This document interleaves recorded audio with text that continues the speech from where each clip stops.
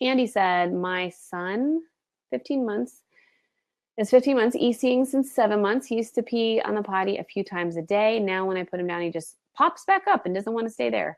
Sometimes he'll go a few minutes later. Sometimes I'll give him a sippy cup to drink, and that'll distract him long enough for him to go on the potty.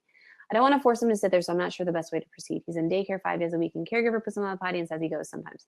He doesn't talk much or sign. Sounds like my Cooper. Okay.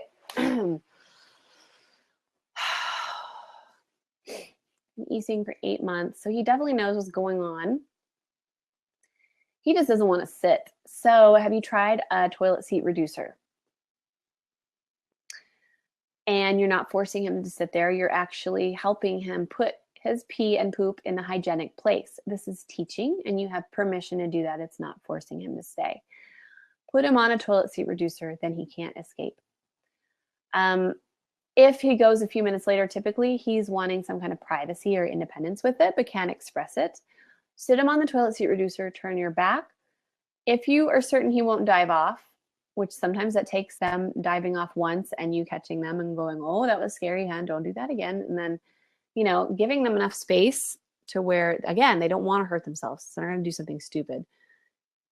At this age, and this is, some people might criticize me for this, so don't repeat that, but sit them on there and walk off to where you're like 8-9 feet away, and close the bathroom door, busy yourself with something else. I always will leave the room and then just listen around the corner and hear the pee come out and then come back in, because Cooper likes a lot of independence and privacy and does not talk much or sign. So there's some similarities there from my personal experience. From the experience of our community, I would say to get a seat reducer. Give him a sippy cup every time. You can drink there and sit.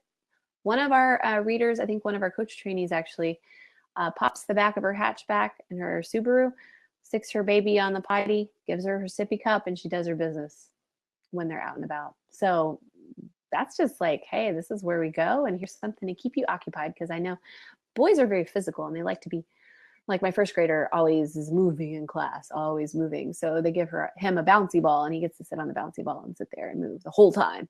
So some people just need something to hold to keep them focused long enough to go. So I don't think you're going, yeah, you're definitely not sounding like you're forcing.